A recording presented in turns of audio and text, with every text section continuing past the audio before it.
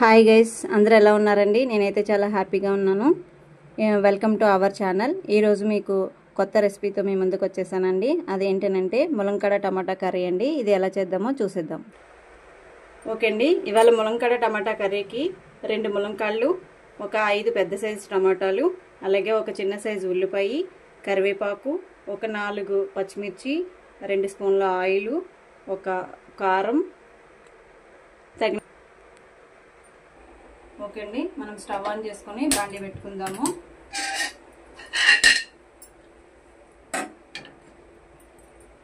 ఇందులో కళాయి వేడెక్కిన తర్వాత మనం ముందుగా ఆయిల్ వేసుకుందామండి.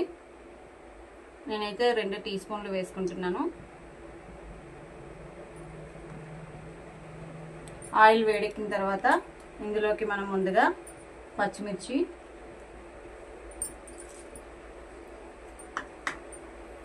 ఉల్లిపాయ ముక్కలు, ఓకే అండి, ఈ ఉల్లిపాయ ముక్కలు పచ్చిమిరపకాయ ముక్కలు బాగా కొద్దిగా మగ్గిన తర్వాత మనం ఇందులోకి ఒక 4 రెమ్మలు కరివేపాకు రెమ్మలు కూడా వేసుకుంటున్నాము. ఇది కొద్దిగా మగ్గిన తర్వాత ఇందులోకి మనము నేను ఒక ముందుగా కట్ చేసి పెట్టుకున్న ములక్కాళ్ళు అండి.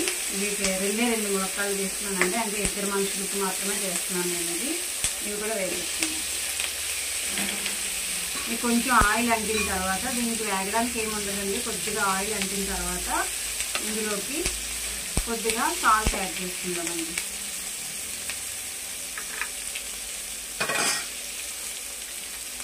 నేను అందాక ఒక టీ స్పూన్ వేసుకుంటున్నానండి. తర్వాత మళ్ళీ సరిపోకపోతే మళ్ళీ వేసుకోవాలి.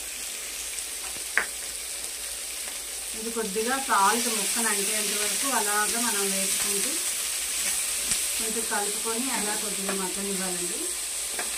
మగ్గనిచ్చిన తర్వాత ఇందులోకి కారం యాడ్ చేసుకోవాలండి. కొంచెం లో ఫ్లేమ్లో పెట్టుకోవాలి, ఎందుకంటే ఉల్లిపాయలు వేగిపోయి ములక్కాడ అలా ఉండిపోద్దండి, గట్టిగా అయిపోద్ది.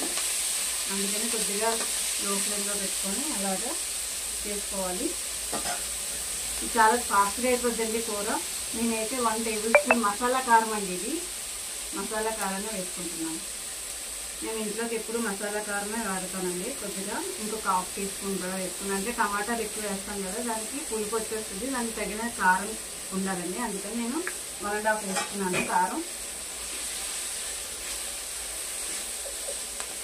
ఇది కొద్దిగా మగ్గనివ్వాలండి.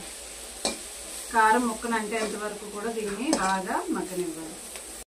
ఓకే అండి, కారం చక్కగా ముక్కలకు అంటిపోయిందండి. ఇప్పుడు ఇందులో మనం ముందుగా కట్ చేసి పెట్టుకున్నటువంటి టమాటాలు ముక్కలు, ఈ ముక్కలన్నీ ఇందులో వేసేసుకుంటాము. ఈ టమాటాలు ఎక్కువగా వేసుకోవటం వల్ల మనకి గ్రేవీ బాగా వస్తుందండి, అందుకే టమాటాలు ఎక్కువ వేసుకుంటాము. ఈ పులుపు ములక్కాడ లోపలికి వెళ్ళి పులుపు బాగా పట్టి మనకి ములక్కాడ కూడా చాలా టేస్ట్ వస్తుందండి. దీన్ని ఇలా వేసిన తర్వాత కాసేపు మనం అలా మగ్గనివ్వాలండి. దీని మీద మూత పెట్టేసుకుంటాం. ఓకే అండి, కూర మగ్గిపోయినట్టుంది, చూద్దాం. చూడండి, కరెక్ట్గా టమాటాలన్నీ మెత్తగా అయిపోయాయండి. ఇప్పుడు ఇందులో మనం కొద్దిగా వాటర్ వేసుకొని ఉడికించుకోవడమేనండి. కొద్దిగా వాటర్ వేసుకోవాలి ఇందులో. నేనైతే కొద్దిగా, అంటే ఇలా ములిగే వరకు వేసుకుంటున్నాను.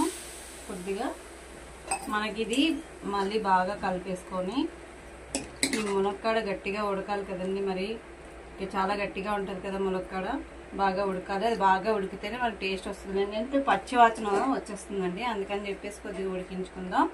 ఓకే అండి, వాటర్ ఇంకిందో లేదని చూద్దాం.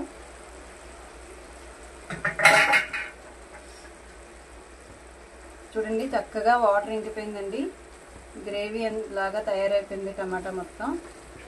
ఇప్పుడు మునక్కాడ ఉడికిందో లేదనేది చూద్దామండి. ఓకే అండి, చూడండి ఎలా ఉడికిపోయిందో. ముక్క మెత్తగా అయిపోయింది కాబట్టి ఇంకా కూర అయితే రెడీ అయిపోయిందండి. ఒక్కసారి సాల్ట్ చూసేసుకుంటే మనకి అయిపోయినట్టే. ఓకే అండి, సాల్ట్ సరిపోయింది, చిన్నది యాడ్ చేసుకుంటే సరిపోద్ది నాకు. ఓకే అండి, కూర అయితే రెడీ అయిపోయిందండి. ఇందులో చాలామంది ఎండి నెత్తళ్ళు, ఎండి రొయ్యలు, అలాగే గుడ్లు వేసుకుని వండుకుంటారండి. ఆ రెసిపీ మనం ఇంకొకసారి చూసుకుందాం. నేను చేసి చూపిస్తానండి మీకు, అవి కూడా ఎలా చేయాలన్నది. ఓకే అండి, కూర అయితే అయిపోయింది. ఇంకా స్టవ్ కట్టేసుకొని సర్వింగ్ బౌల్లో తీసేసుకుందాం. ఓకే అండి, మనకి ములక్కాడ టమాటా కర్రీ రెడీ అయిపోయింది. ఈ కర్రీ మీకు నచ్చితే కనుక ఎలా ఉందన్నది కామెంట్ బాక్స్లో కామెంట్ చేయండి.